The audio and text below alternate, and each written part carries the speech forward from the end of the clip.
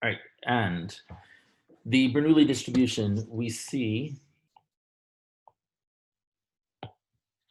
right here. It's this first line. Remember, Bernoulli is a single trial between two possibilities.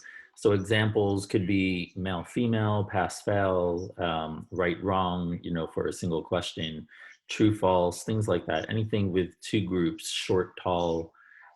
And so where P represents the probability of whatever you view as the success group, and 1 minus P, which is also referred to as Q often, is the probability of the non-success or failure group. And keep in mind, last class I mentioned that success doesn't have to be a positive or happy thing. It's really just whatever group or concept you're interested in. So that's what the Bernoulli distribution is. There's an example here which corresponds to gender. And you have, let's say, x is equals 1 represents male, 0 is female, and the PMF is given right here, which is of a Bernoulli form. And we want to know, well, what does the probability x is 1, the probability of being male, mean? And looking at this, when you let x be 1, you can see you get 0.45 to the first power and 0.55 to the 0th power, which is 1. And so that means the probability of being male is 0.45. If x is 0, it flips and you get the probability that x, or the probability of being female, is 0.55.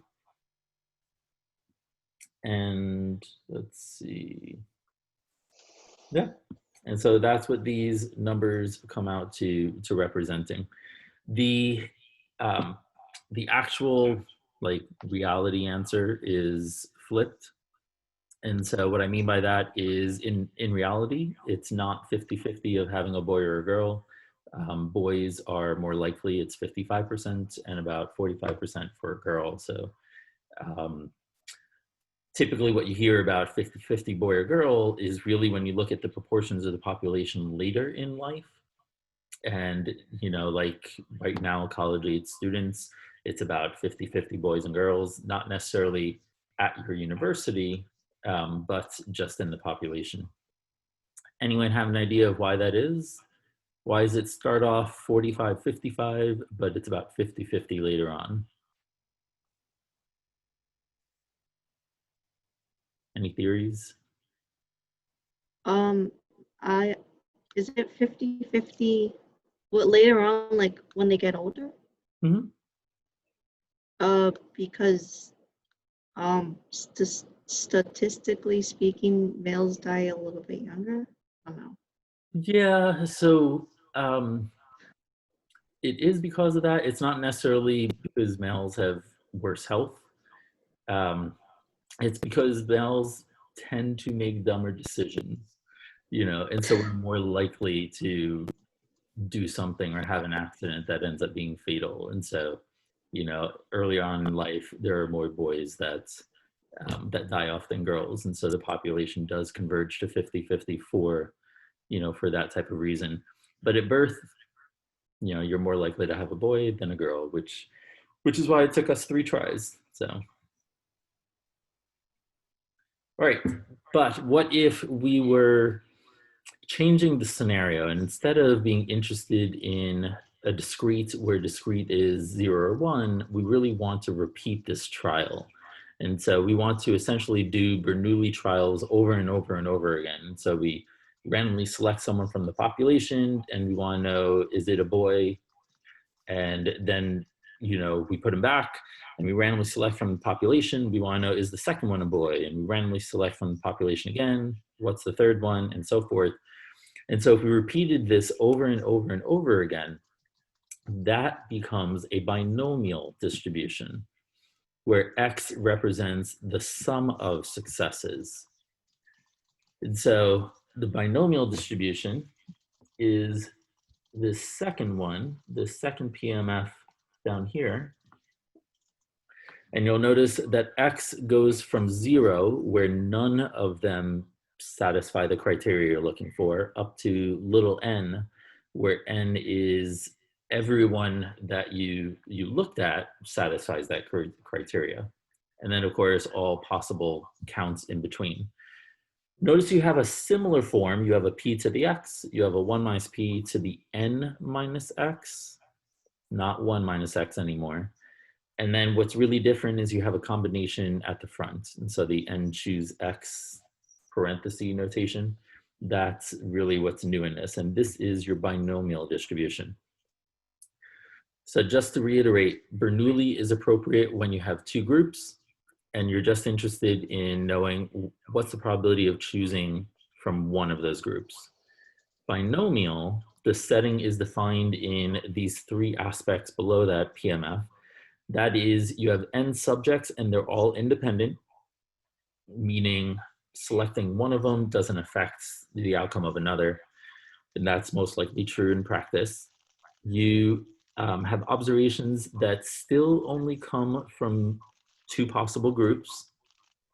So again, male, female, true, false, right, wrong, things like that. And then the third is that you have a success probability P. So you have to know P.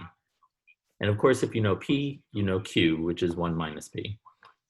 And so that's how you could differentiate between which setting do you have and which distribution is appropriate. If you sample once, it's Bernoulli. If you sample n times and you satisfy these three criteria, you're looking at n observations from two possible groups, and you know there's a probability of success, whatever success is to your mindset. You have a binomial distribution. Let's go ahead and actually apply these. And so we'll take a look at number 1 here. It says 5 beet seeds are planted in a row. If the probability of a beet seed germinating is 0.8, then how likely is it that exactly 3 of the seeds will germinate? All right, so I look at this and I realize, well, I'm sampling more than once because it tells me that we are planting 5 seeds. So n is 5. And I'm planting seeds, and so I'm trusting that one seed won't impact the likelihood of the next seed germinating and so forth. And so I'm going to assume, I'm not much of a gardener, but I'll assume that we have independence. And I know the probability of germinating is 0.8, that's given on the second line there. And so this is satisfying the binomial setting. So binomial distribution, what probability do we want? According to the second line, we want to know how likely is it that exactly three of the seeds will germinate. So this is the probability that x equals 3. So let's start filling in the PMF formula. N is 5, x is 3, p is 0.8. That 0.8 is to the x power, which is 3. 1 minus p is going to be 0.2.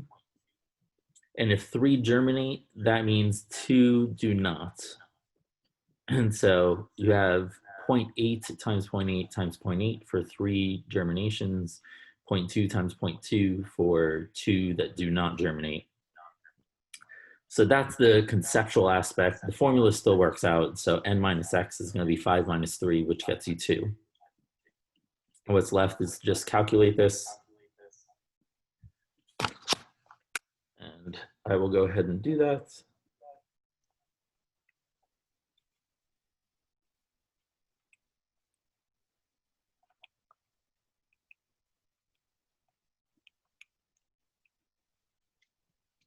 And I got 0.2048.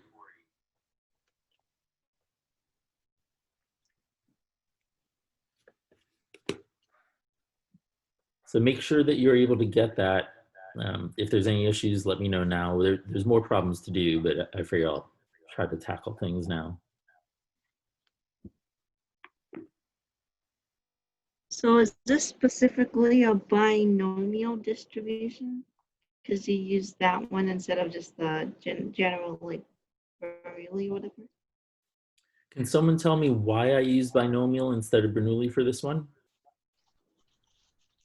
Because there was more than one, Yeah, more because than one. we didn't just pull or plant one seed. We were told that 5 seeds were planted, and so n wasn't 1. Okay. Sydney, that's what you're asking about, right? Yeah, okay. Okay. So let's take a look at number 2 here. 20% of instant lottery tickets are winning tickets. If you purchase 8 tickets, what is the probability that no more than 2 are winning tickets? All right, so what do we know? We know n. What is n?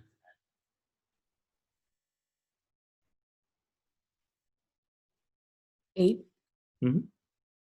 We also know p, which I'm going to say is the probability of winning. And what is that?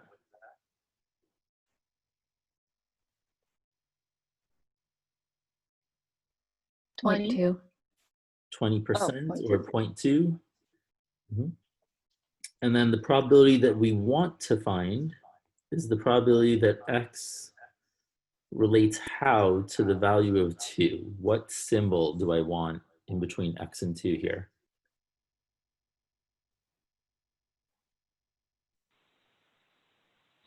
Less than. All right, so I heard a vote for less than. Any second opinions? No. Is Less it less than or equal to or less than? It's going to be less than or equal to. So no more than means it could be up to that value. So there should be an equal part to that also. So this is the probability that we want to find, which is going to be equivalent to the probability that x is 0 plus the probability that x is 1 plus the probability that x is 2.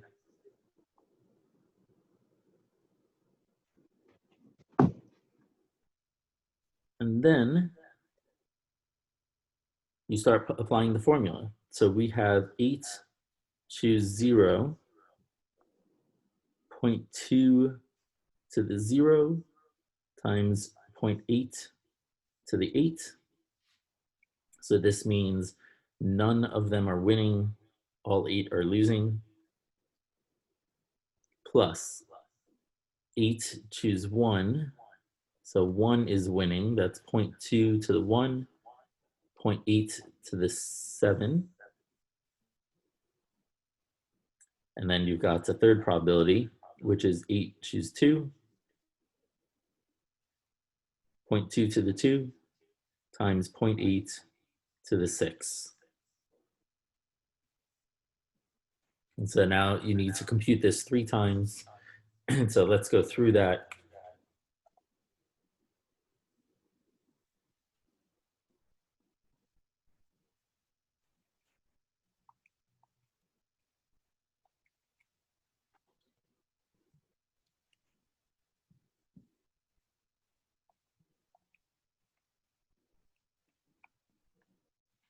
All right, so for the first one, I've got 0.1678.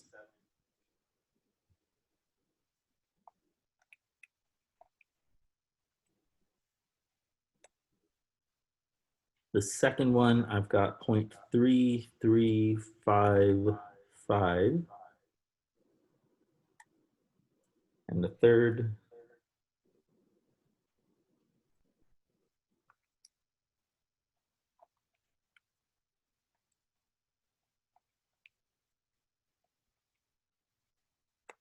I have 0.2936.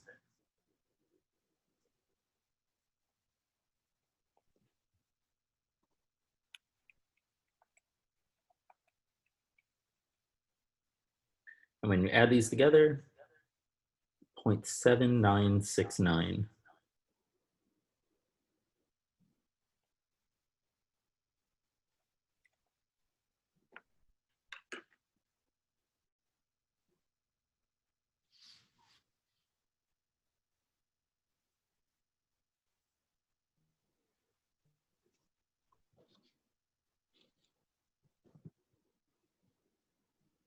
Questions after doing this second problem? Is this an OR problem? Is this a what? Like an OR kind of problem? It is, because the probability of having no more than 2 means the probability that you have none or 1 or 2. Okay. So that's why. So I know that the disjoint, because you've got 3 separate events, and so the OR is going to come out to the addition rule of disjoint sets. So that's why I'm adding the 3 probabilities.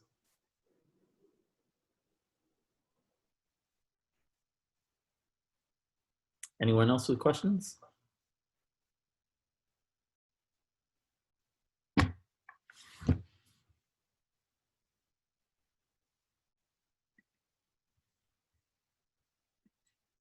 All right, so let's move on to number 3 then.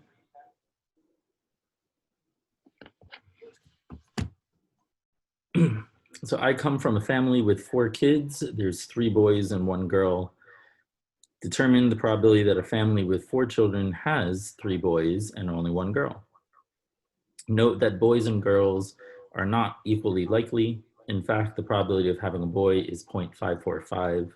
So that's a bit more precise than the 0.55 earlier. So we want to know the probability of having 3 boys and 1 girl, and you've got the probability of having a boy given there. What's n?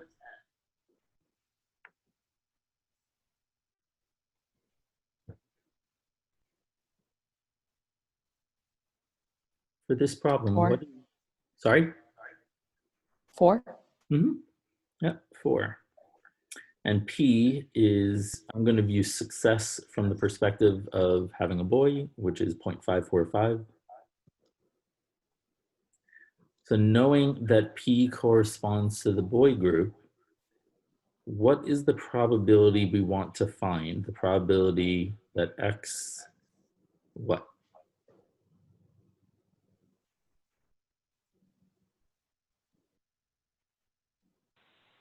Equals 3. Yeah, good job, Sydney. So it's strictly equal. And that's, again, those two correspond to each other. The P is the boy group. It's the probability of having a boy. So the X has to correspond to that group, and we want to know 3 boys and 1 girl. So we're going to focus on the boy group. You can do this from the girl perspective, but you'd have to let P be 0.455. So you just have to make sure that they correspond to the same thing, which means here we have 4 choose 3 times 0.545 cubed times 0.455 to the first power. So you've got 3 boys, 1 girl, and this accounts for the number of ways that you could get that, whether the girl is first, second, third, or fourth. So go ahead and calculate this. And when you get an answer, feel free to call it out or post it, whichever you like.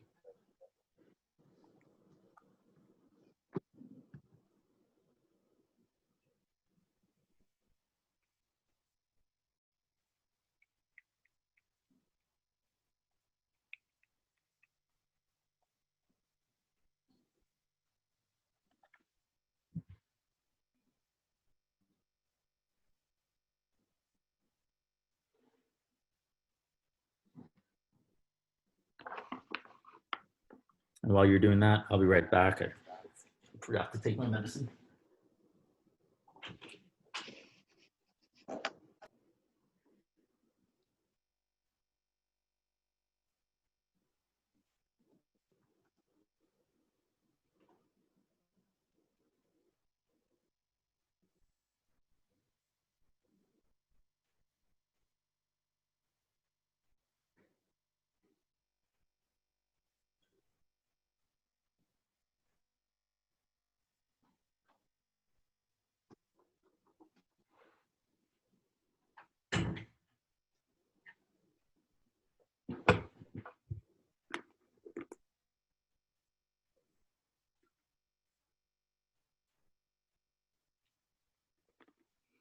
All right, Miku, I got the same thing as you.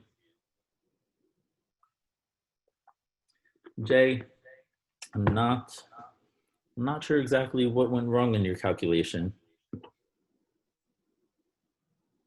2946.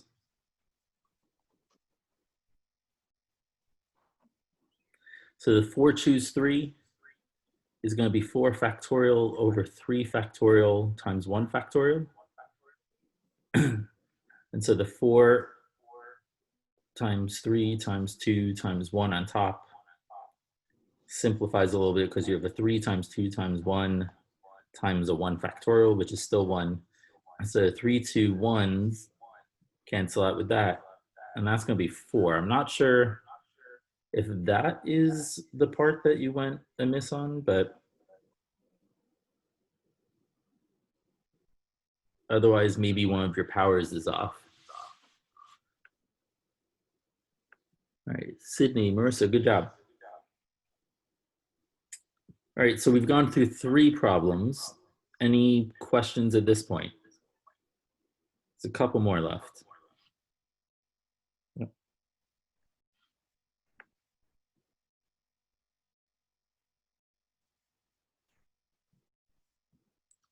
So, oh, okay. But you understand what you're doing? It was just a typo or something? All right, great. All right, let's take a look at number 4 then.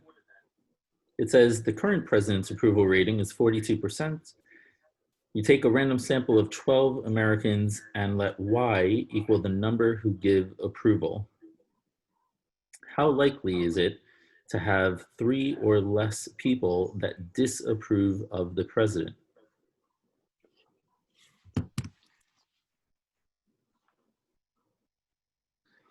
So N is 12. What's P?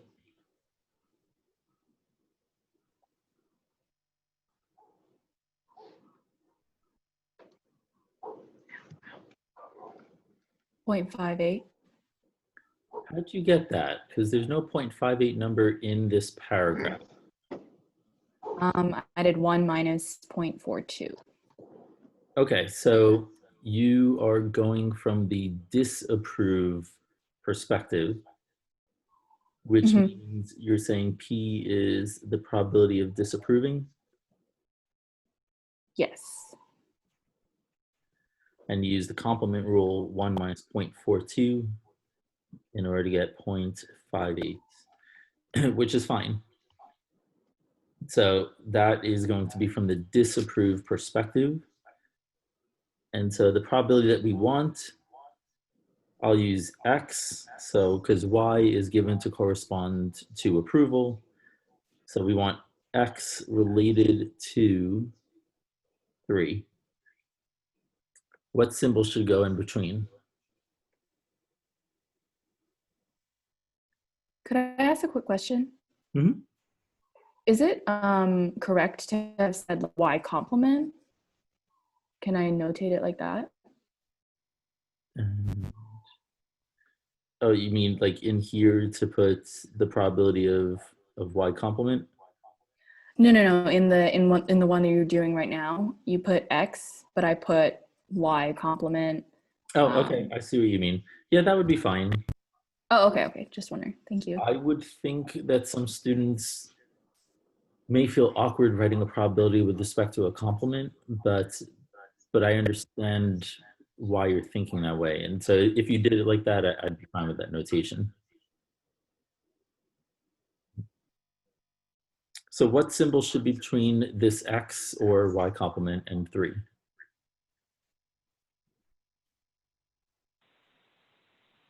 Less than or equal to? And what was the signal for that, Sydney? It says 3 or less. Yep, well, it says 3 or less. So that means it can be that value, which is the equal part, or less is the less than or below part. And so this is the probability that we want to find here, which means, and I'm going to write this in some notation, You can write the probability x equals 0, then 1, then 2, then 3. But I'll just, for simplicity, put it like this. So we have 12 choose x, 0.58 to the x power, 0.42 to the 12 minus x power. And you're going to evaluate this from the bounds that I put on this summation. So that's going to be from 0 up to 3.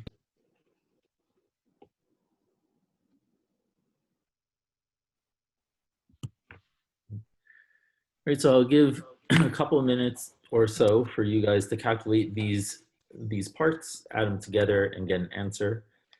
I'll do it too myself, and then we could converge and check.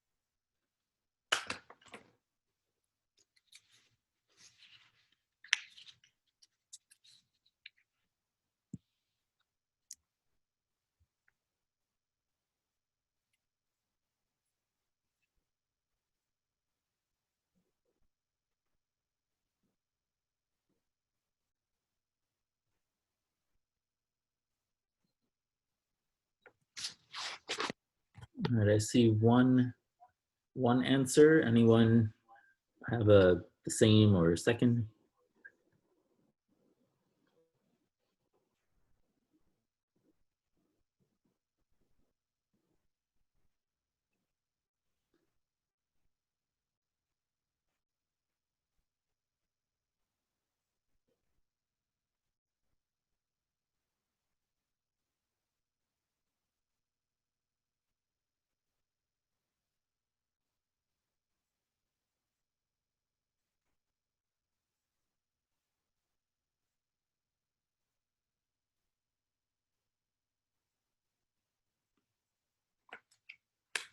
All right, I see a second match.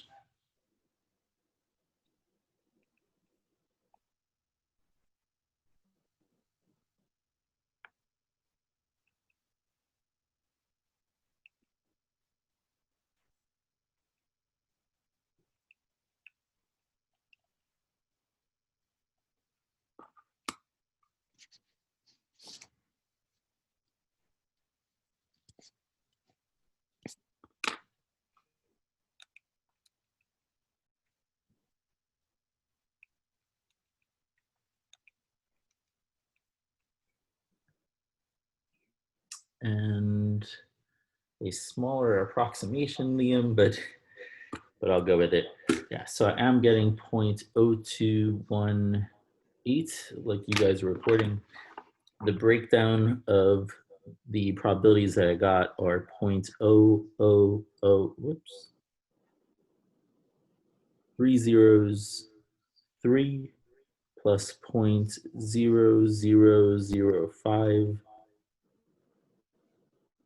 plus 0.00379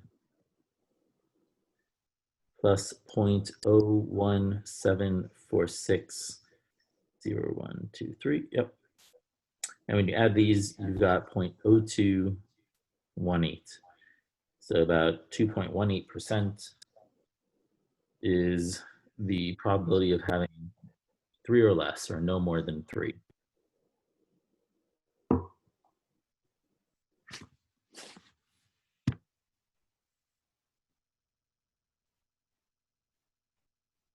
All right, so that's 4 probability-oriented problems. Problem 5 is looking for the mean, which again is expected value. So before we kind of change our mindset, questions on applying the binomial distribution.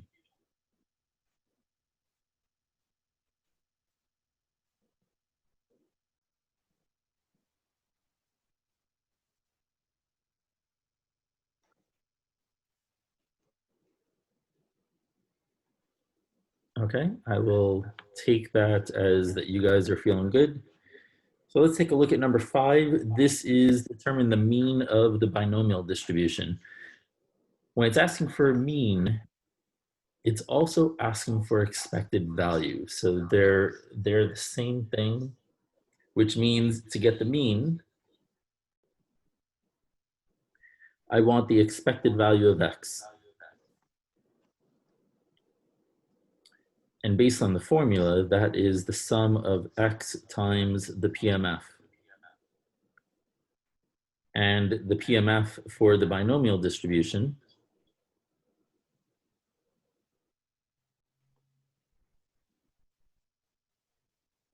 I'm just going to write this as Q to the 1 minus X, or sorry, N minus X.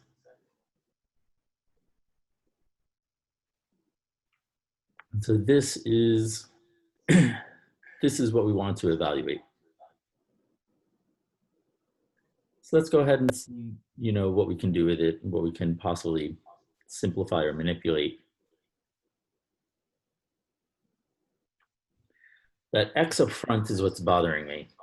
And so I want to see if I could somehow get rid of it. And it doesn't look like I could bring it into the Q term. It doesn't seem like it would be convenient to put it into the P term. And so maybe there's a way to bring it in or use the combination in order to simplify. So I'm going to expand that combination into its factorial form.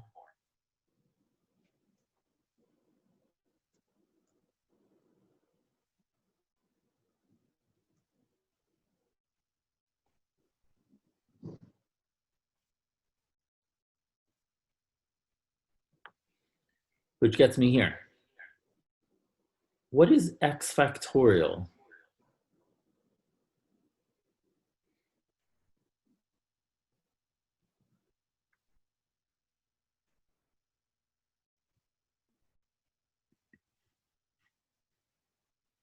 If you had 3 factorial, you would do 3 times 2 times 1. If you had 5 factorial, you do 5 times 4 times 3 times 2 times 1. So what's X factorial? Is it x times x minus 1 times x minus 2? Mm-hmm. Which means this is X times X minus 1 factorial.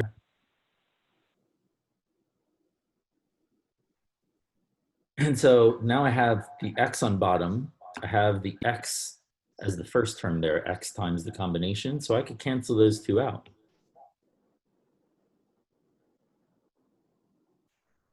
So that's pretty handy. But remember that originally the sum of the x and the n minus x parts, the two factorial terms without the factorial part. When you add up x and n minus x, you get n. In other words, the sum before the factorial part has to add up to the value that you're factoring on top. We're taking the factorial of on top. Now what we have on the bottom is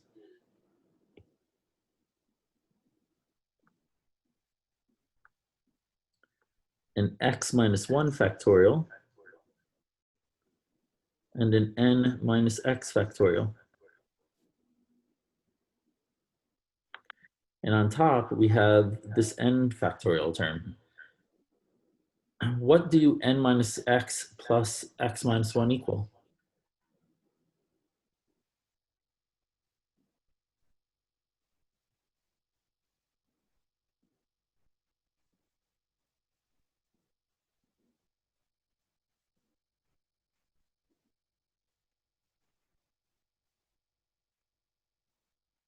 Does the sum of the bottom give you n on top?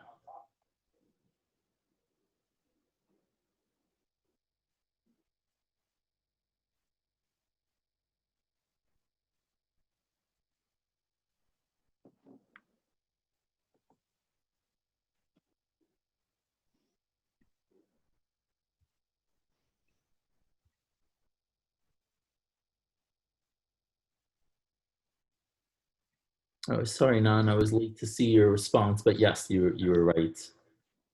Right for factoring or doing the factorial of the x term. So just to get back to what I'm asking now, we have this x minus 1 factorial and n minus x factorial on the bottom. But the combination form has to be the top factorial over the bottom factorial. I'm looking over here. So our original n choose x was n factorial on the top, x factorial on the bottom, and then the top minus bottom, n minus x factorial also on the bottom.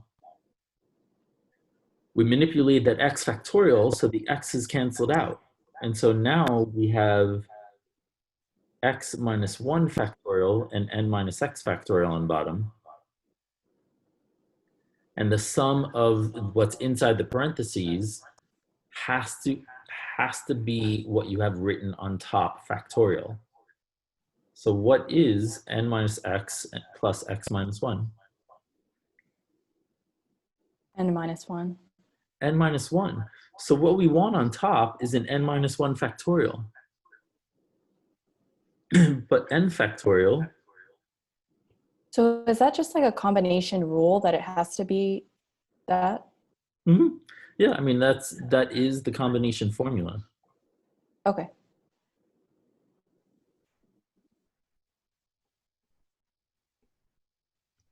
So just as we did with the denominator before on the right side of that first line, where x factorial we wrote as x times x minus 1 factorial, I'm realizing that n factorial is n times n minus 1 factorial. That's going to give me an n minus 1 factorial on top. Let me just finish writing this PMF. So we have a p to the x and a q to the n minus x still there. And now we have that n minus 1 factorial on top. I'm going to bring the n outside.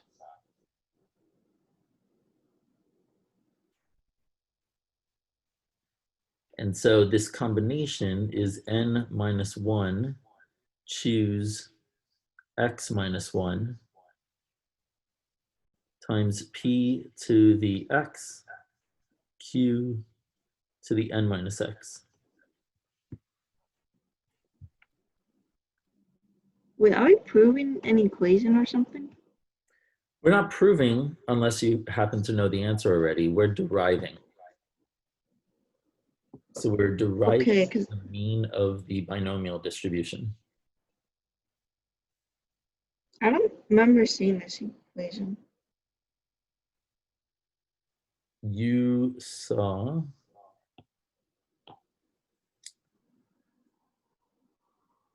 You saw this one that's in the black box, that the mean is E of x, which is the sum of x times P of x.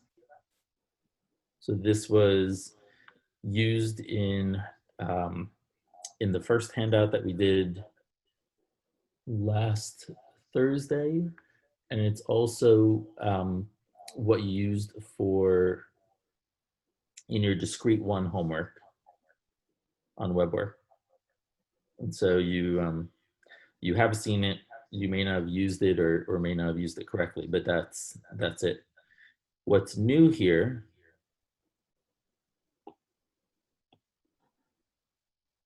is that P of x is ugly. It's not just, 1/2 or 1 over c, 2 over c, 3 over c.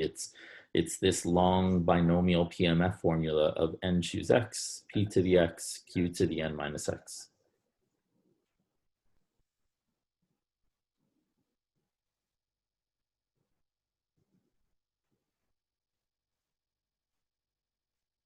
Questions before I go on?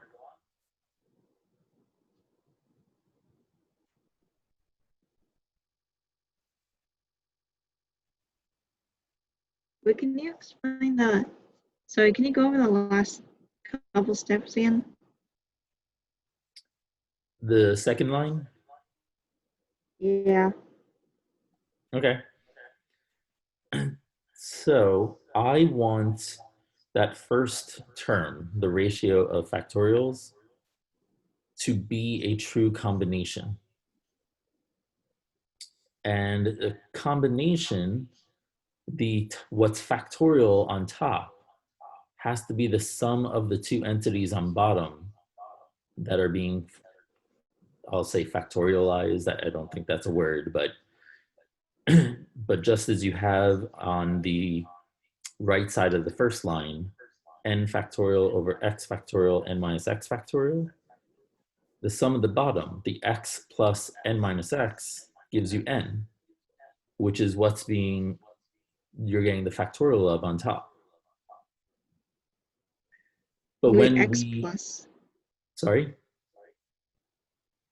x plus n minus x? Yeah. You see what I have highlighted on the bottom right here?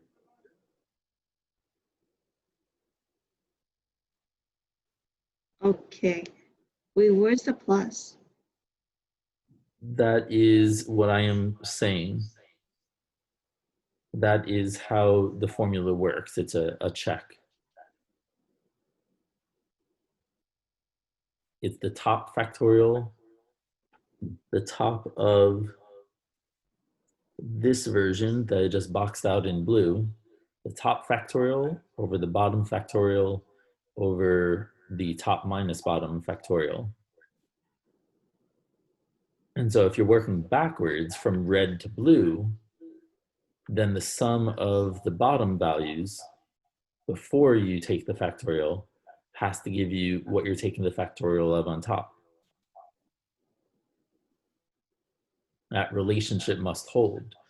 So understanding that's key, because that's what I'm making use of on the second line, is that I have something that is a factorial over the product of factorials, but it can't be rewritten in that parenthesis form for a combination, because it doesn't quite satisfy the rule of top factorial over bottom factorial times top minus bottom factorial. And so I need to figure out, what does the top have to be? And it always has to be the sum of the bottom parts.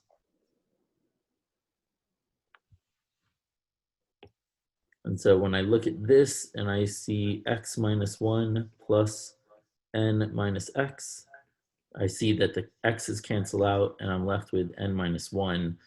So that is what has to be here, but it isn't what I have there. So I need to somehow manipulate in order to get it there. And what I could do is I could manipulate the n factorial, because the n factorial has an n minus 1 factorial in it. And it has it as I wrote it. N factorial is n times n minus 1 times n minus 2 times n minus 3 and so forth. But you could view that as n times n minus 1 factorial. that's going to give us the appropriate factorial notation on top. As long as I pull the n out, which I did next.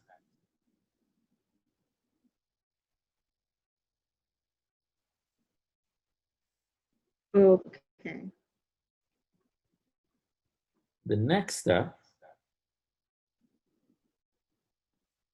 is to continue looking at the pattern, and I'm going back to your basic binomial formula, n choose x p to the power of what was on bottom times q to the power of top minus bottom of the combination. And so that's key, which means what I want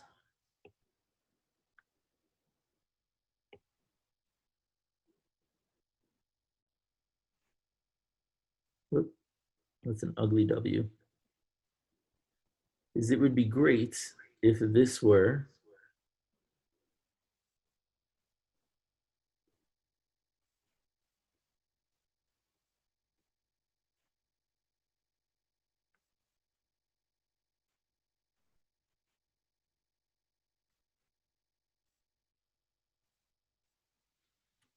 now that power of Q simplifies. Does anyone see what it becomes?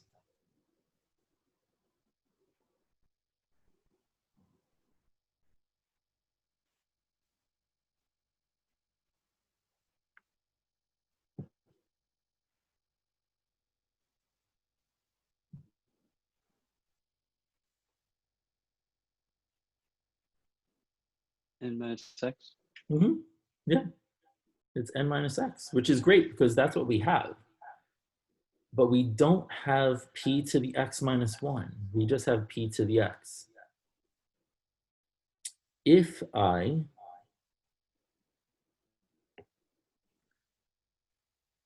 put in minus 1 there, what else do I have to do? Because it's not mathematically legit just to throw that in. So I need to do it in a mathematically sound manner, which means what else do I have to do?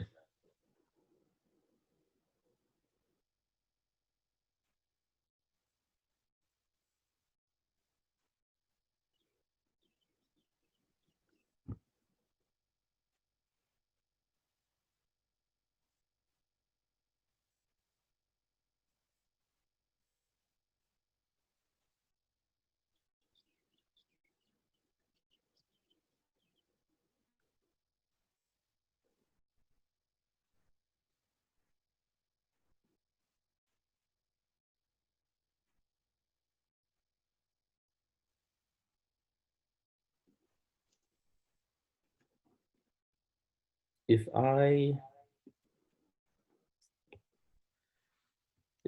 had 7, but I really wanted the number 14 somehow in here, I can't just say this equals 14 because that's not true. So what do I have to put on the right side in order for that to be true? 2. Not 2, because if I do this, that's going to give me 28. So I meant a 1. Yes. So I need to divide by 2 or multiply by half. But notice that this is 7 times 2 over 2. What's 2 over 2?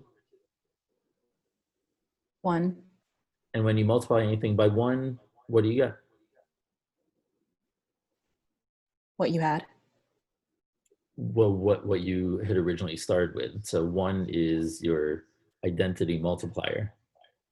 And so here, to get the minus 1 term in the x minus 1, we essentially had to multiply by p to the negative 1 power, which is the same as dividing by p. But the only way that's going to be legit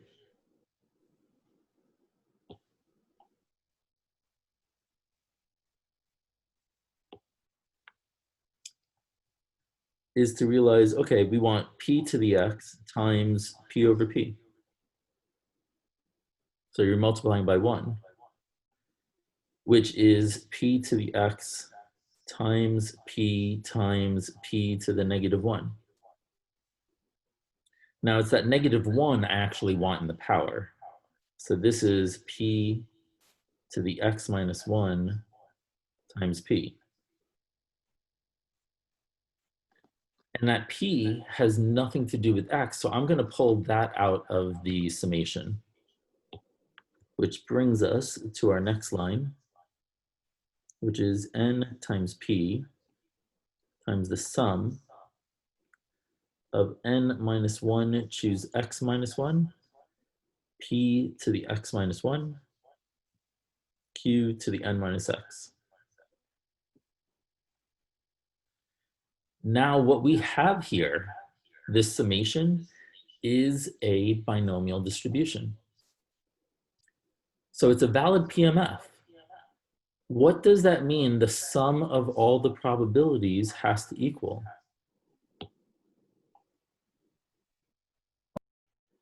1. So this equals 1, which means that our answer is NP. Wait, why isn't why do you want first of all, why is Q replacing 1 minus P? They're equivalent. It's shorthand notation. If you want to just write 1 minus P, you could put that in there. But Q is Okay. pretty standard for 1 minus P. I don't understand why you need, because the original thing says P to the X, what you originally had, but you said you wanted it to be P to the X minus 1. And I don't know. So let's, okay, let's do a change of variables and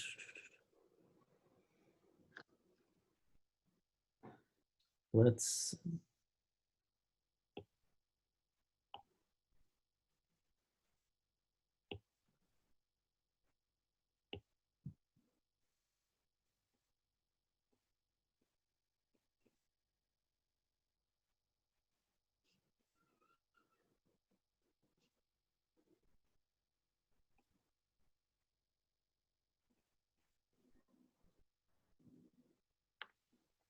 so let's let X be J minus 1.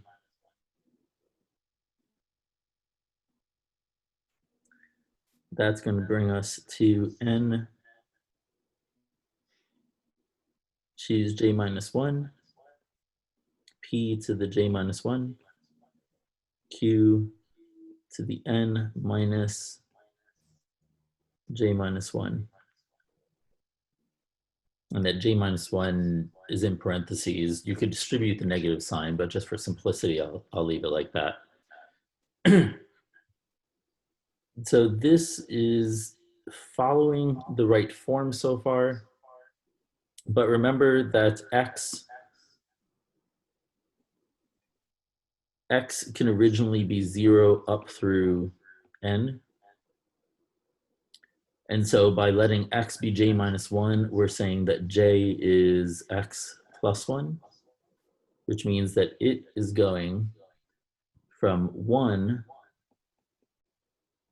up to N plus 1. Because when X is 0, J is 1. When X is N, J is N plus 1. So the domain shifted a little. So it's an important detail to recognize. Oh, X is J. Wait, I don't. Sorry, was that a question? No, I'm still confused. Like, why it has to be that?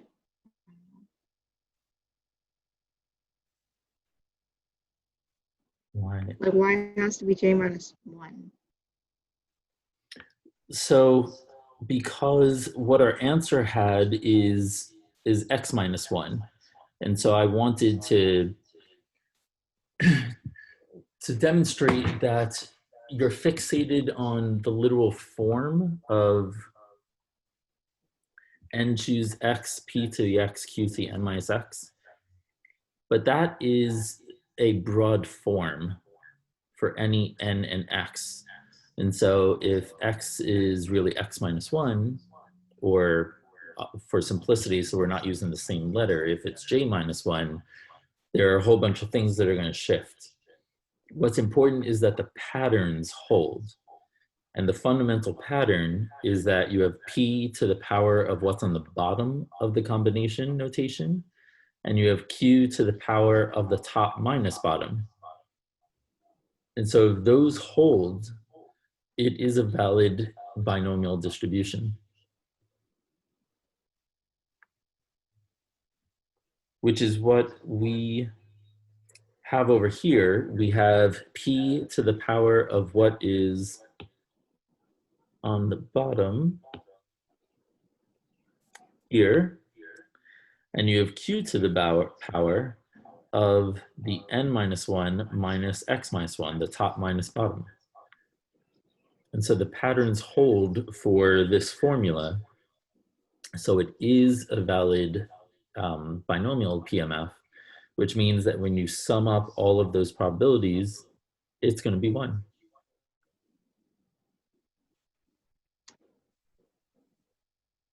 Okay.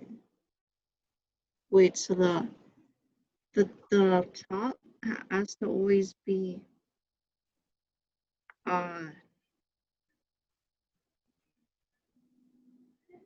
wait, no, the bottom is always, the p is always raised to the power of whatever's on the bottom. Mm-hmm. That's why? It's why, because your p is the probability of success, and the bottom number in the combination is how many successes you're interested in having.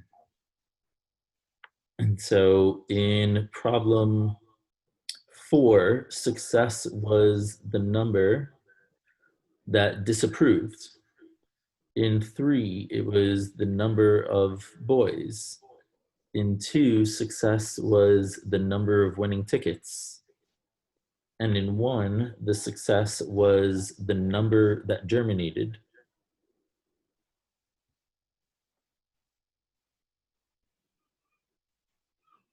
And so by independence, you have the multiplication rule of independence.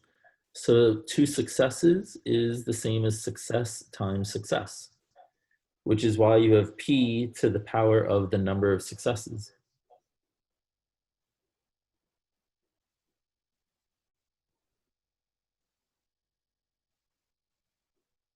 So you could view it as the pattern, Sydney. I'm trying to present it both as a pattern, but also intuitively.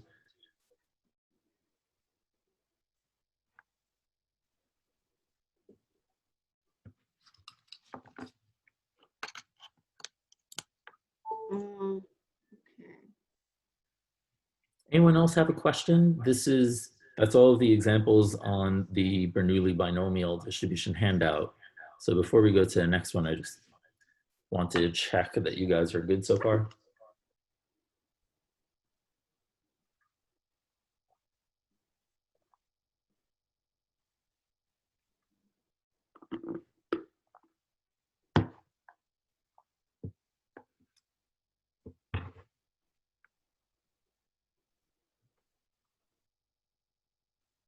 All right.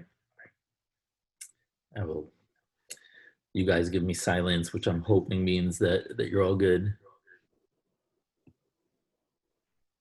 Let's move on to the next lesson, which is your 4th distribution. So you've seen hypergeometric, which again, the setting to recognize that is 2 groups, sampling without replacement.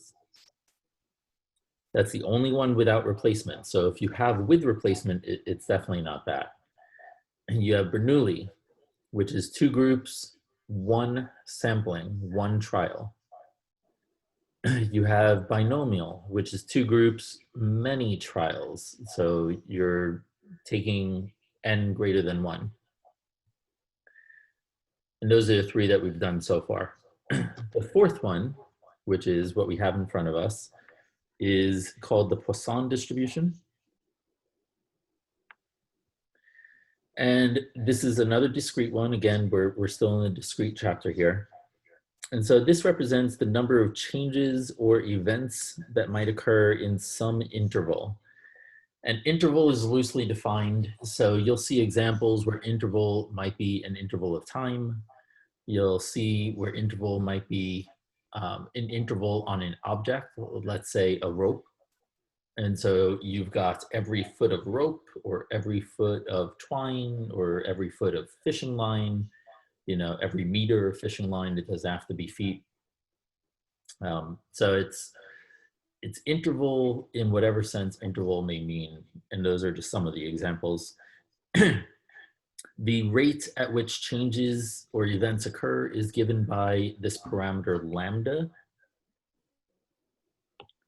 I'm looking right here. Lambda is going to be positive, so it's a positive rate that we're going to be using.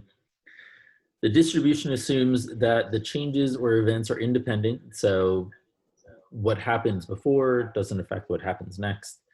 Being that there was a knot over here on the fishing line has no impact of whether there's going to be a knot over here and so forth. So you have independence.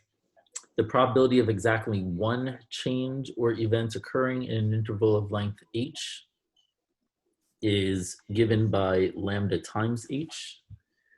And the probability of 2 or more changes,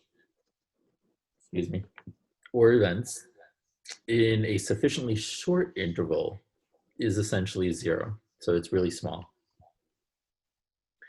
When you satisfy these conditions, the PMF is given as you see over here, where x is up to infinity. So you could have no changes. You could have 1, 2, 3, 4, and so forth. Right? But just keep in mind that according to towards the end of that paragraph, 2 or more, the probability is really small. So there are probabilities, they're just getting to be negligible. So this is your Poisson PMF. Let's go ahead and see some context and practice applying it. Computers used to be backed up on computer tape. Flaws on a used computer tape happened, on average, once per every 1,200 feet.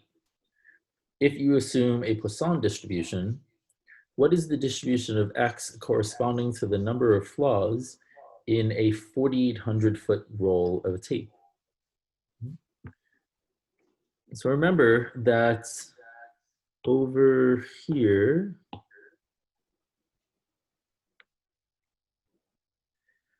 the interval is of length h.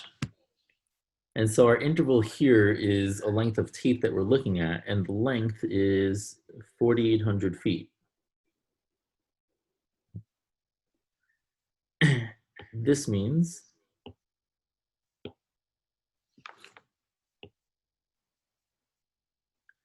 that h is 4,800, and this is in feet. And we are also told that the flaws happen on average once per every 1,200 feet. So we know that lambda is 1 flaw per 1,200 feet.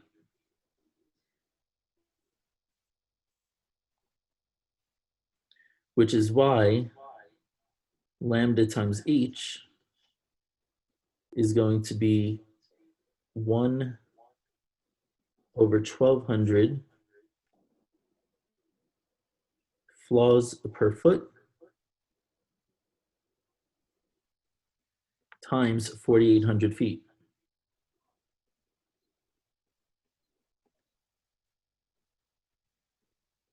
So this gives you 4 And what's your new unit?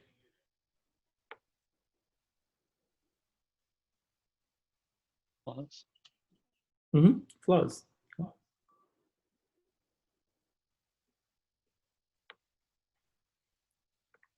So this is our new mean. We just figured out what I had highlighted in pink on top. It said the probability of exactly one change occurring in an interval of length h is lambda times h. And that means that this is our mean.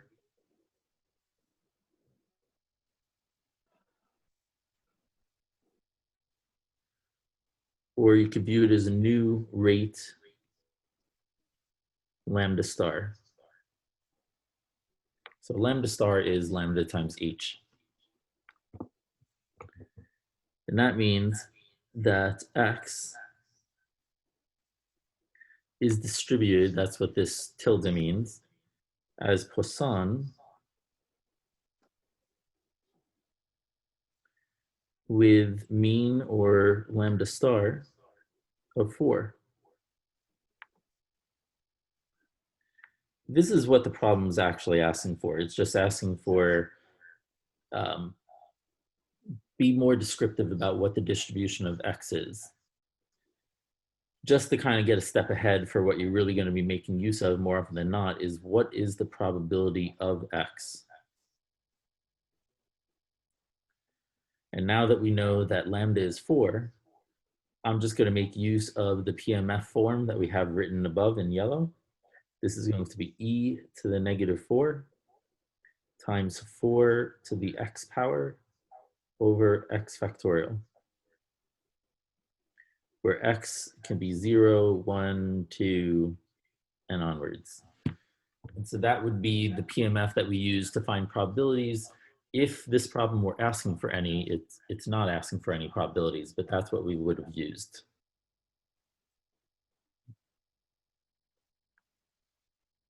The next one, problem 2, does ask for a probability. So let's go and check that one out. Telephone calls are received by a college switchboard about 2 times every 3 minutes. And so we have that lambda is 2 calls per 3 minutes.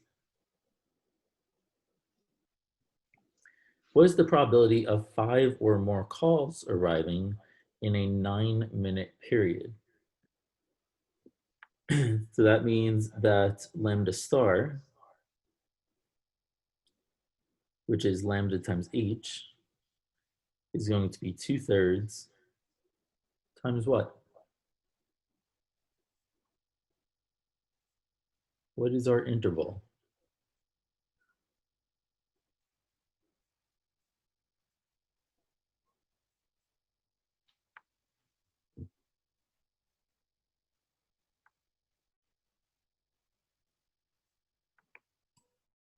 Nine minutes? 2 calls per 3 minutes. Yeah, 9 minutes.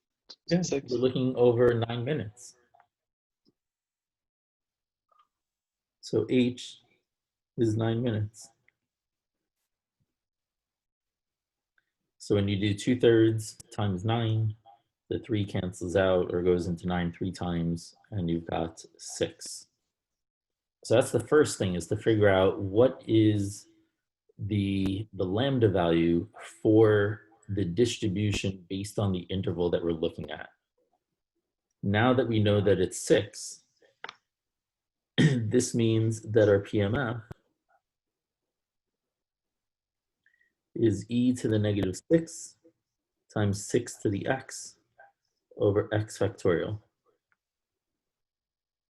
So that is the specific PMF for this problem.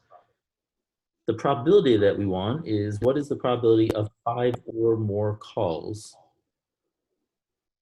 So this is the probability that x is greater than or equal to 5.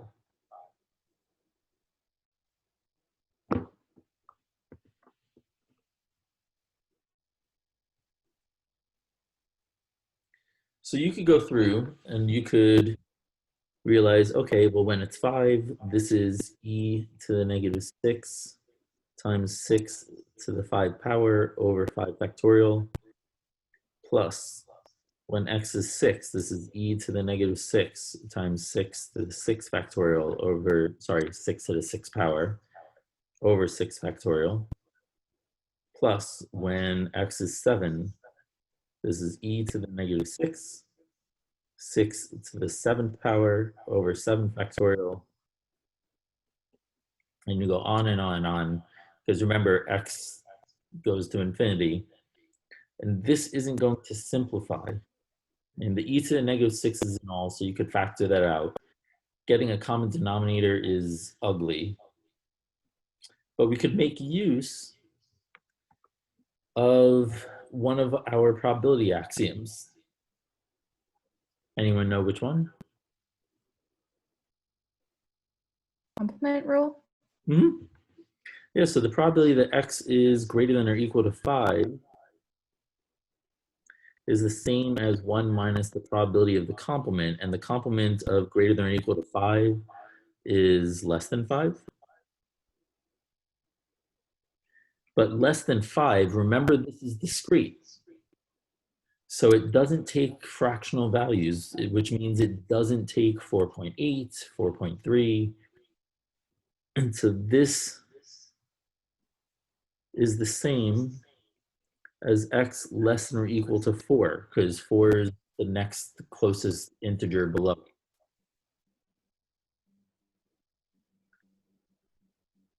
And now you have when x is 0, 1, 2, 3, or 4 to evaluate. So we have e to the negative 6, 6 to the 0th power over 0 factorial when x is 0, plus e to the negative 6, 6 to the 1st power over 1 factorial.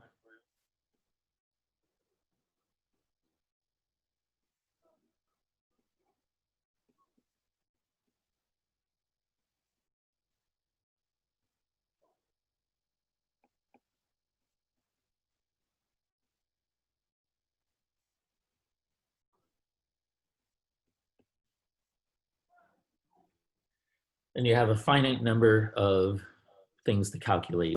You can pull out the e to the negative 6 because it's in all of them and just makes calculation a little easier. Some of these all these factorials are pretty easy to get at whether you use a calculator or not. I'd recommend, at least for the ultimate calculations, using a calculator, but you could go ahead and evaluate this, and let's see what you get.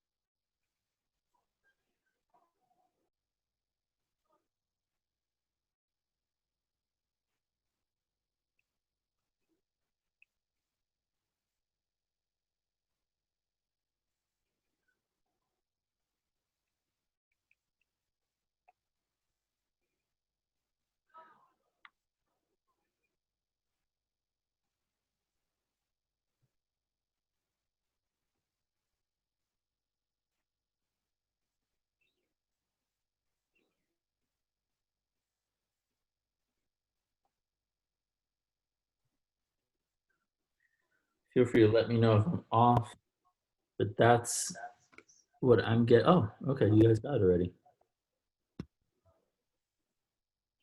Cool.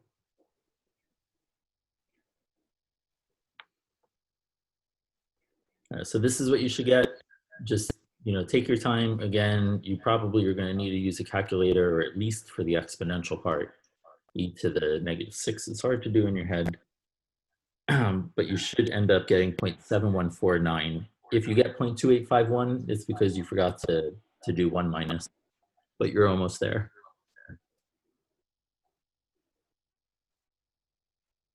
Right, so that's our first calculation one. We're going to continue through, but any questions?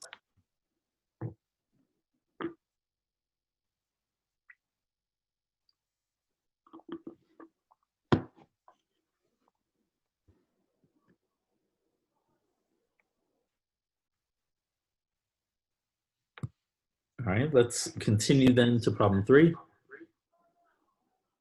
It says a certain type of aluminum screen that is 2 feet wide has on average 1 flaw in a 100-foot roll.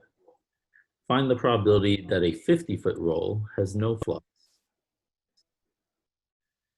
All right, so we know in the end we want the probability that x is 0, because that's no flaws. But we need to figure out the specific Poisson distribution. We need to figure out what lambda is for this problem. Let me go through again. A certain type of aluminum screen that is 2 feet wide has on average 1 flaw in a 100-foot roll. All right, so this is telling me that lambda is 1 flaw in 100 feet.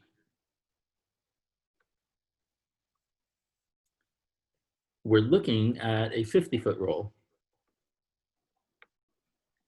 So the interval is 50 feet. That means that our lambda star value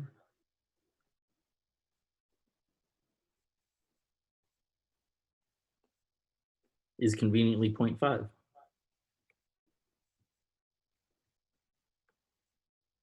The 2 value isn't needed because that's constant. So that's just the width, but the length is really what we're using for our interval measurement. So we have a 100 by 2 in our baseline, and we have a 50 by 2 in the interval that we're actually looking at. So we want the probability that x is 0. Our PMF, where lambda is 0.5, is e to the negative 0.5 times 0.5 to the 0 over 0 factorial. So this simplifies pretty well because you have e to the negative 1/2. 0.5 to the 0 is 1. What is 0 factorial? 1. Yeah, it's 1. And so this is e to the negative 1/2, which when you use your calculator is 0.6065.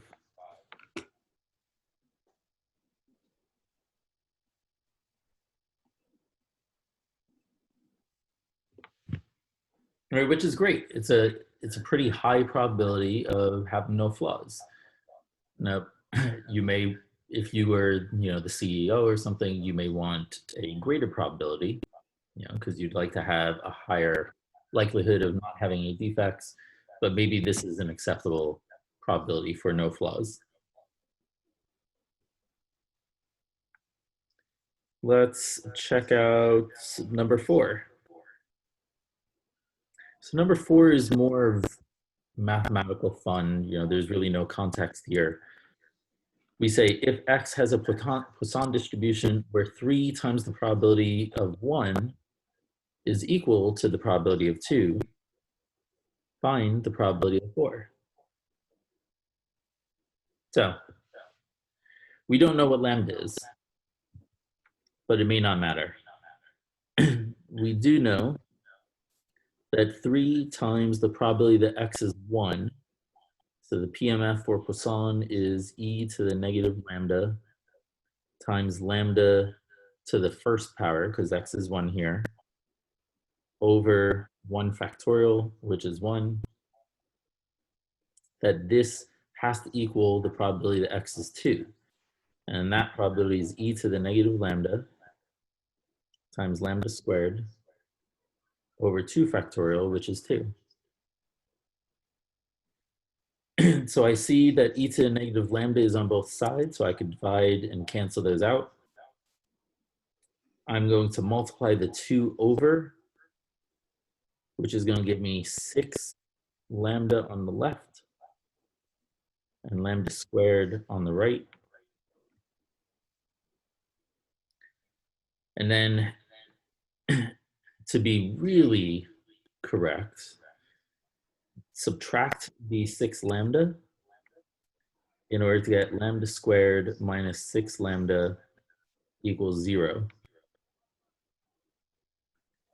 Factor out a lambda, so you've got lambda times lambda minus 6 equals 0, which means lambda can be 0 or 6. But remind me, what do you know about the value of lambda for Poisson distribution? Greater than 0. Yeah, and that is my first yellow highlight. We know it has to be greater than 0, which indicates that it can't be that value. And so lambda must be 6. So now that we know the value of lambda, we could find the probability that x is 4.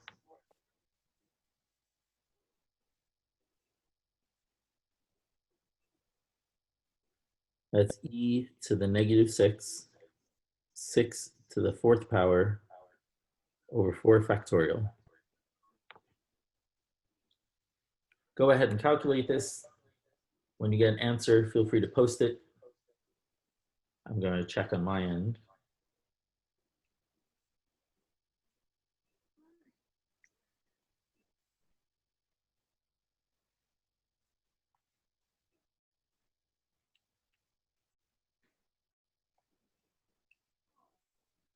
All right, I got something.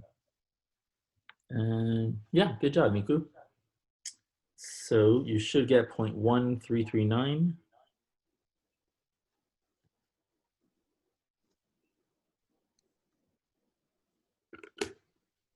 And that's it. So again, that one, that's kind of just more mathy. Again, it's not built under any context. So, but it's just kind of fun to play with the formulas there. Questions before we tackle 5? And I think, yeah, 5 is the last one on this handout.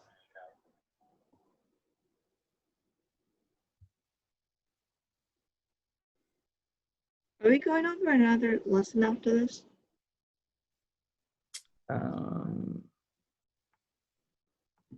I could start it because it's taking a break from distributions. It's starting another concept. There is one more distribution in the chapter, but the next lesson is taking a step back for a moment. Any questions on this handout? Is the next stuff going to be on the quiz? Again, it could be on anything current or past. I don't understand some problems before 4. Before, oh, on this handout, like which one? 3, 2, or 1? Well, what's that again? So for example, 3, you said that, wait, so 8, lambda to the star, is that the same thing as lambda times x? Or no, sorry, 8? Yeah, which is what I introduced here and here.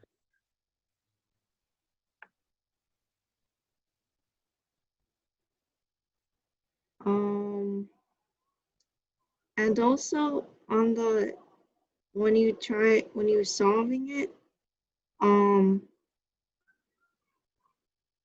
the equation says like e to the negative lambda times lambda to the x. Mhm. I don't understand why it is 0.5 to the 0, because I thought lambda was 1/100, not 0.5. So that is your basic form for the Poisson distribution, but you need to account for the interval you're looking at. And lambda is given based on an interval that might be more or less than the actual interval you're looking at. So in all three, all of the problems we've done so far, um, let's see, problem one, there's one floor in 1,200 feet, but we're not looking at 1,200 feet. We're looking at 4,800 feet. So how many flaws do you expect in 4,800 feet?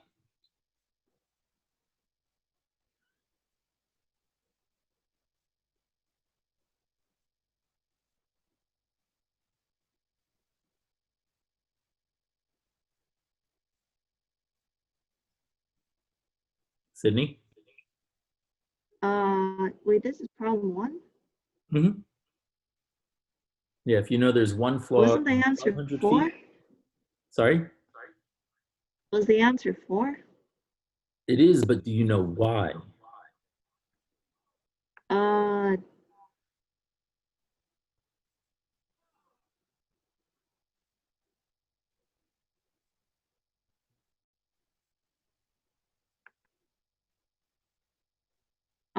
you multiplied 1/1200 times 4,800. So that is what I Is did. that 4? That is what I I guess that's did. 4. But looking at it algorithmically like that is going to be really painful for you.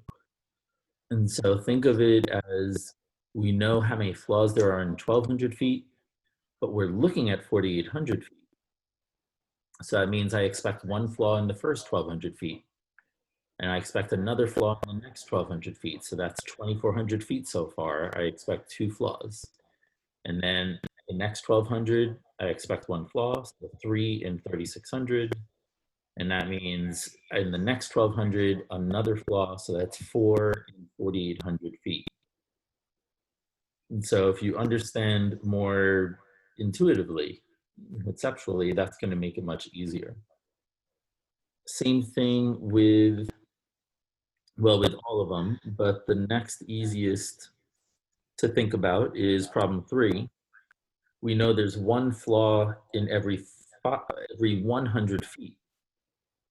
But if you're only looking at 50 feet, now granted, either you have a flaw or don't, and so it could be 0 or 1, but you're averaging here. And so that's why you're kind of envisioning maybe half a flaw in the first 50 feet, half a flaw in the second, which gets you 1 in 100. And so this is looking at the average number of flaws in the interval that you're looking at. So the lambda is actually in the equation is actually lambda times h. Sure. Yes, you will always adjust for the interval h that you're looking at. Now h might be the given length that lambda actually is in. So your number may not change, but you could always think of it in what you just said. Okay, so it's always h times lambda, but they didn't write that. Well, I have that written right here.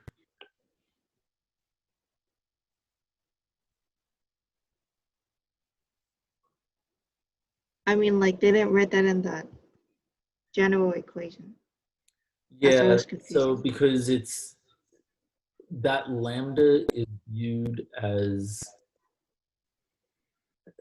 the mean, and so that mean, which we're about to derive, by the way, and so that mean may actually be the same value as lambda times h, you know, if h is 1, let's say. And so it's really just corresponds to that parameter for the specific interval you're looking at. So it is always adjusted by the lambda times h value. But you're never going to see it written as e to the negative lambda h times lambda h to the x power over x factorial.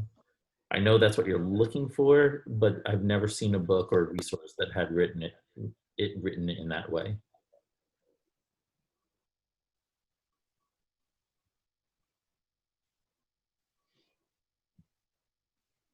All right, so I'm referring to lambda as the mean, and we're about to derive that. So we're going to go ahead and practice just like we did in the binomial distribution. We're going to figure out what the mean is, or in this case, show that it's lambda. So we start off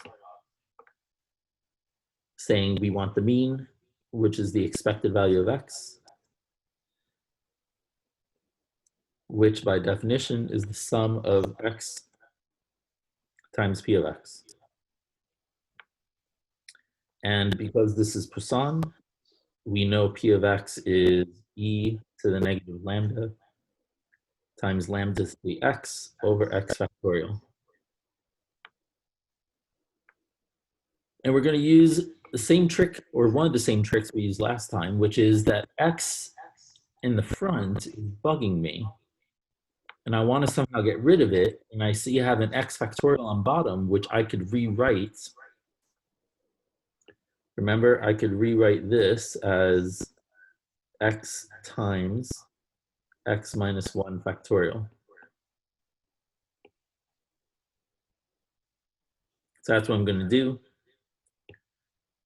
And while I'm at it, I see that these x's are going to cancel out. So I've got the sum of e to the negative lambda times lambda to the x over x minus 1 factorial. Right, now remember, just as we did with the binomial case, we want the form, the patterns to hold. The pattern is that the power of lambda on top has to be the same as what the factorial is on the bottom. But with the change that we just made, we have x minus 1 factorial on bottom. We don't have lambda to the x minus 1 power. But we want to make it that way in a mathematically legit fashion. It requires a trick that we used in the binomial case. Does anyone see how to do that?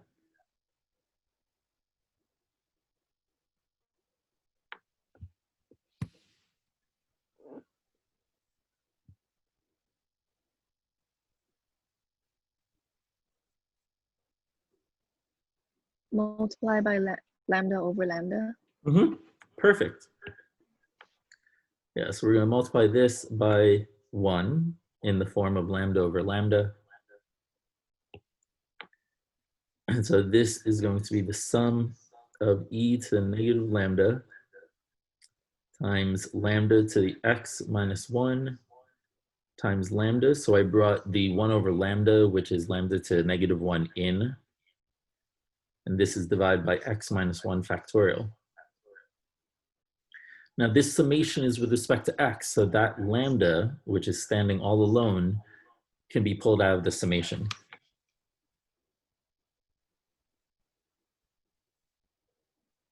Wait, when did we use this in the binomial distribution? We did that.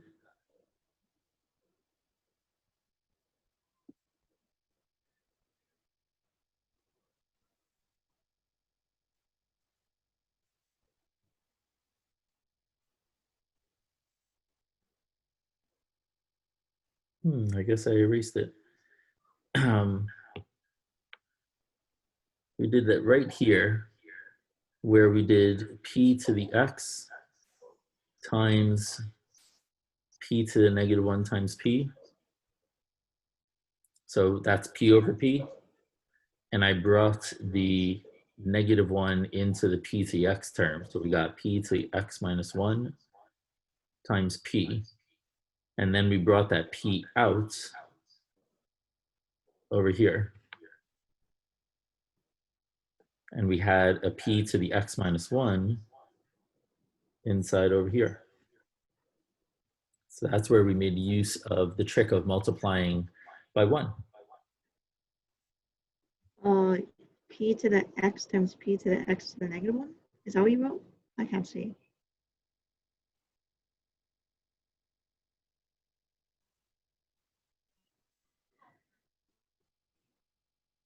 Can you see now?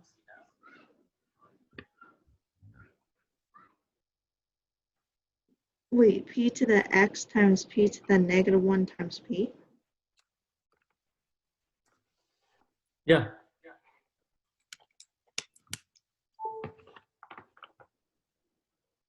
Oh, okay.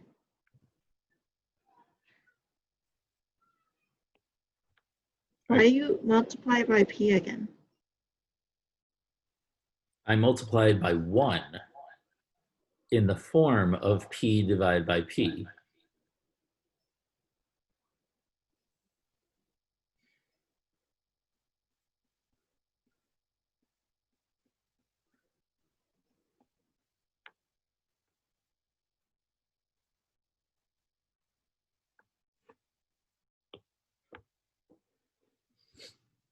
Right, so I finished writing the derivation part that we were working on over here. And I need to check, do we have a valid Poisson PMF form? So that is an e to the negative lambda times lambda to some power over that power factorial. And I see it does have that form. Since this is a valid and known distribution, what must the sum of all the probabilities equal?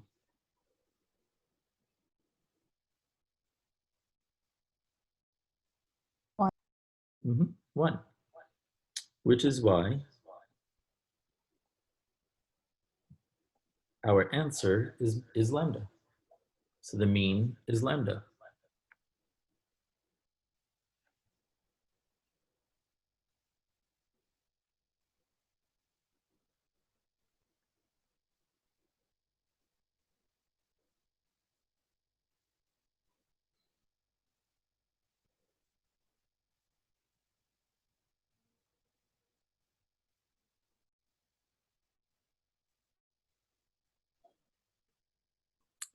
Any new or old questions at this point?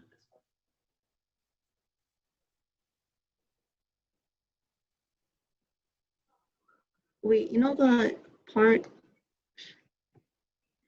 where you did times lambda over lambda?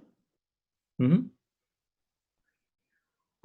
How did that become lambda to the x minus 1? Wouldn't that be lambda to the x plus 1? It could be if I used the top lambda, but I didn't. So how could you write the 1 over lambda differently?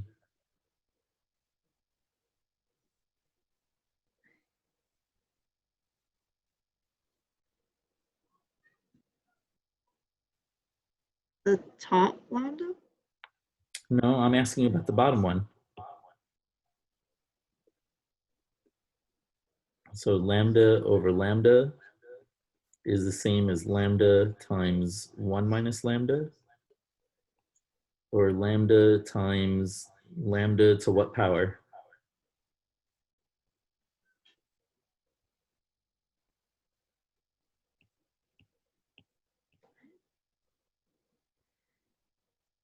Well, you're taking the bottom one. Yeah, I want to know, how do I make this the same? What power should that lambda be to?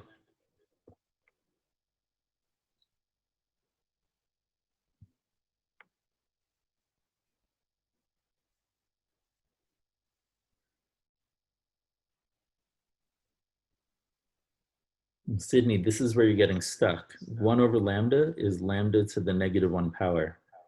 That's where the minus 1 in the lambda to the x power came from. If you don't make that manipulation, you're not going to get to the step that I did.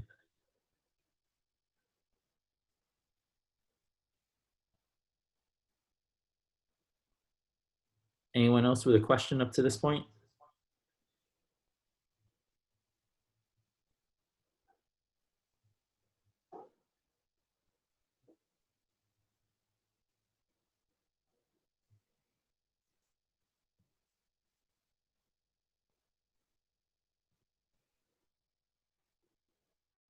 All right. So it's also asking for the variance of the Poisson distribution.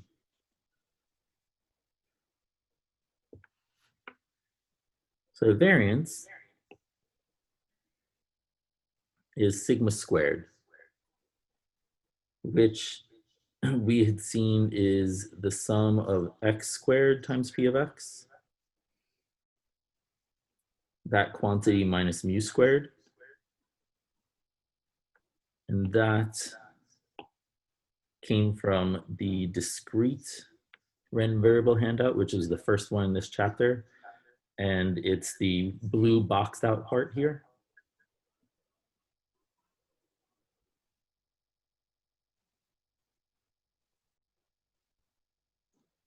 So that's where that formula came from.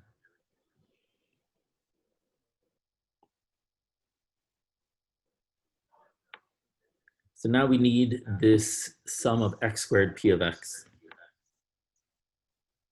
And mu we know is lambda. So I'm going to focus just on this term for now.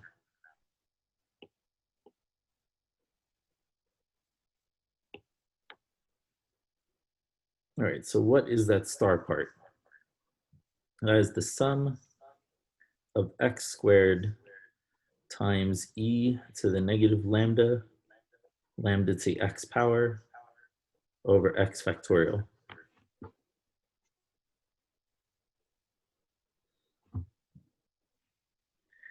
I know one of the x's can cancel out. And we're going to get e to the negative lambda, lambda to the x over x minus 1 factorial. And there's still one x remaining that you could put on the left or the right, inside the sum, but somewhere in there.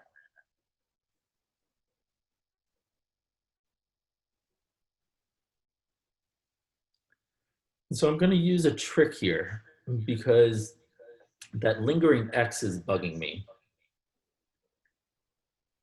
And the trick that I want to use is I want to somehow make that x into an x minus 1. And the only legitimate way of doing that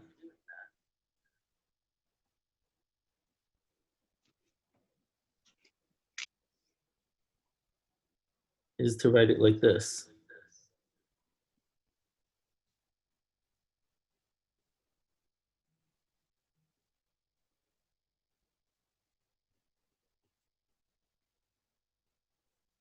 What did I do? Why is this mathematically sound?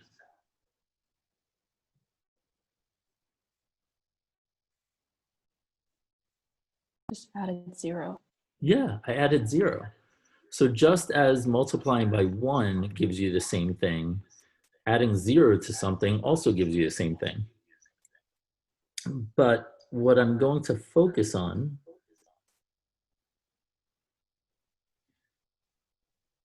is viewing this as two parts, the x minus 1 term and the 1 term. So I'm going to distribute this sum through these two pieces, which gets me to the following.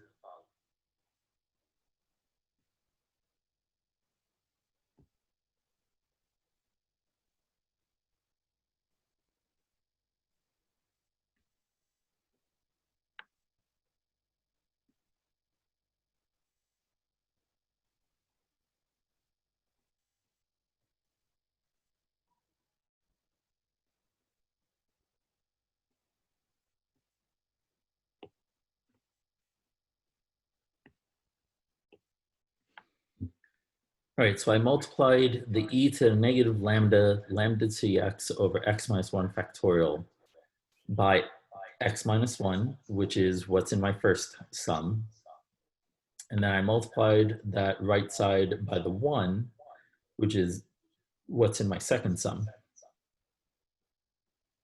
Now I'm going to manipulate both sums, but they require different manipulations. You've already seen the solution to this second one because that's what we did with the mean.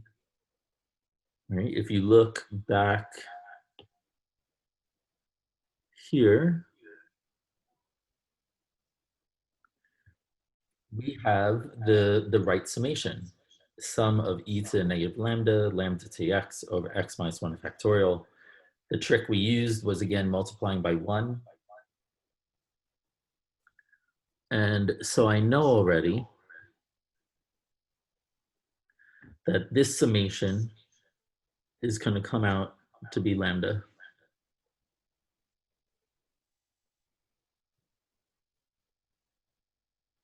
Again, that's because that was in the expected value of x, the first part of this problem. The second summation, I'm going to follow through with the trick we used initially, which is when we canceled out x by factoring out an x from the x factorial part. Now I'm going to take out an x minus 1 from the x minus 1 factorial part, which will simplify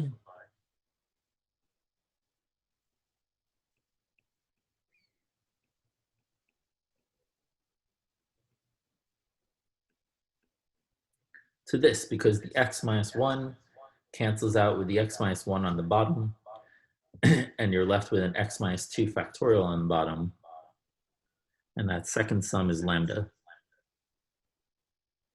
So I go through the same thought process that we did in finding the mean, which is to make this a bona fide Poisson form, the first sum, I need lambda to be to the x minus 2 power. And to do that,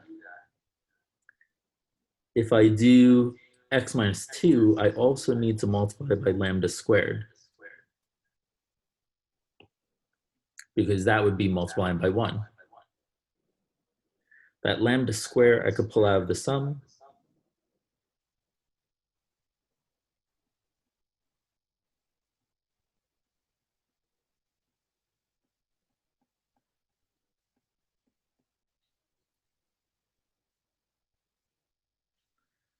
Which gets us here. And now this sum has the same form as a Poisson PMF, which means that when you add up all the probabilities, was it equal?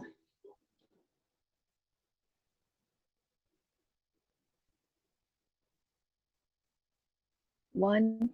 Yes. And that means that our answer is lambda squared plus lambda. But remember, this is just the star part. And so if I go back to this line and plug in,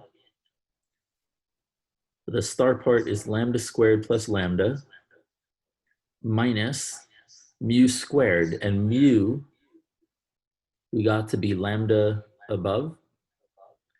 So that's going to be lambda squared. The lambda squares cancel out. And we get lambda.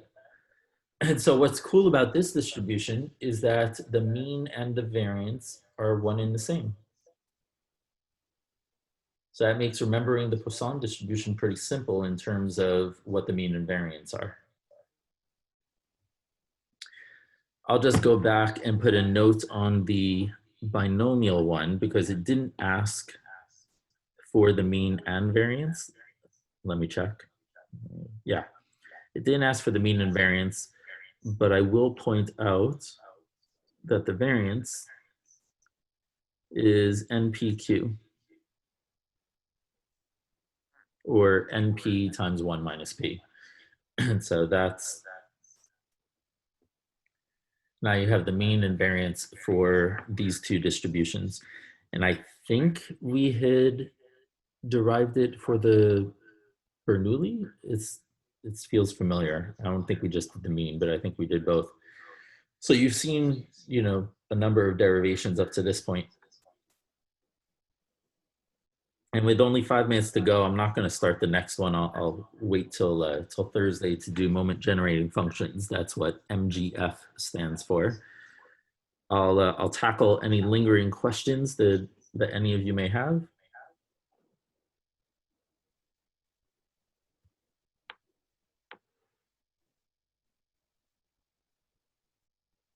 Wait, a lot of times you have to put it in a certain form, so you multiply it by 1, Mm-hmm.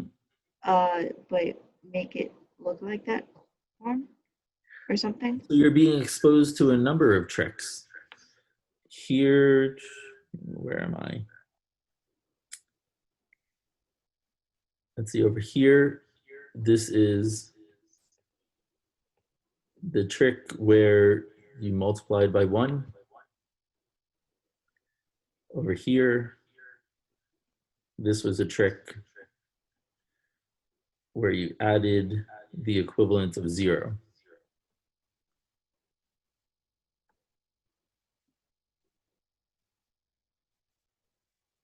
So some of these may have come up in, in prereq courses, but they're very common tricks to make use of if you need it.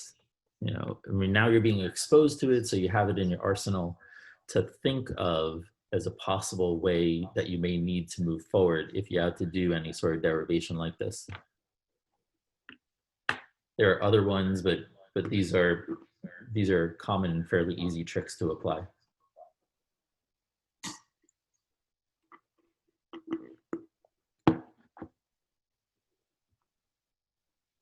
Anyone else with questions?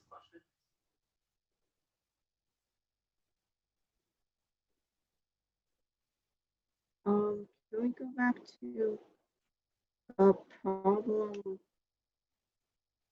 Was that problem 1, I think, Of the Poisson? of this one? Mm-hmm. So I didn't entirely. So wait, you didn't. It looks like you used the given equation, but I don't know what that was used for because I didn't understand what they're asking. Because you didn't. It didn't look like you used that equation to actually solve the problem. It just kind of wrote on the side. Well, what did I do here?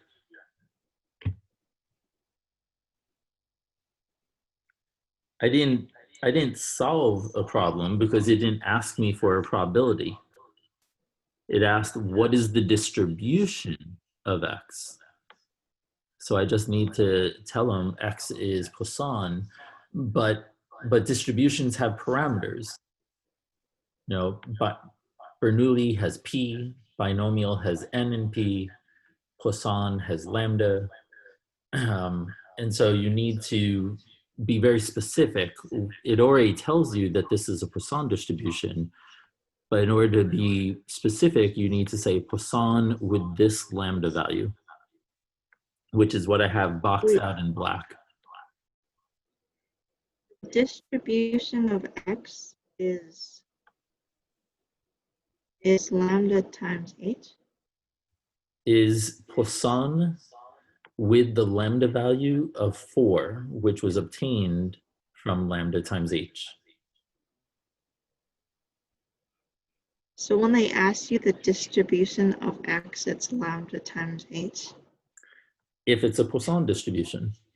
If it's Bernoulli, you need to give me a value for P. If it's binomial, you need to give me a value for N and P.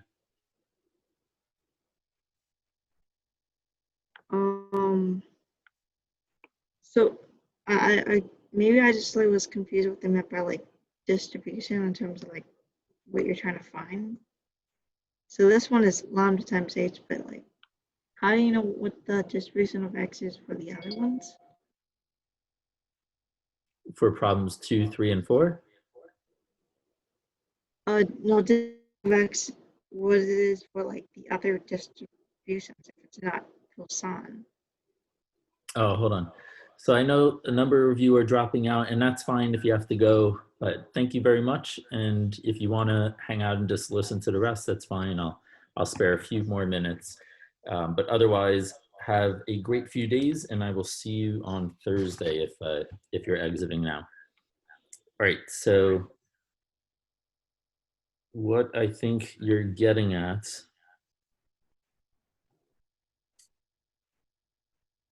is that X could be Bernoulli with some value for P. It might be binomial with a value for N and P. It could be Poisson with some value for lambda. What else? You've also seen hypergeometric.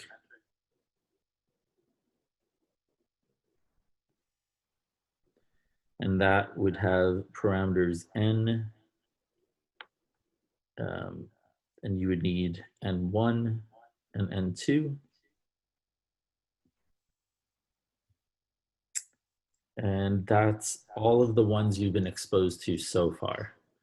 So it's pretty much everything but X.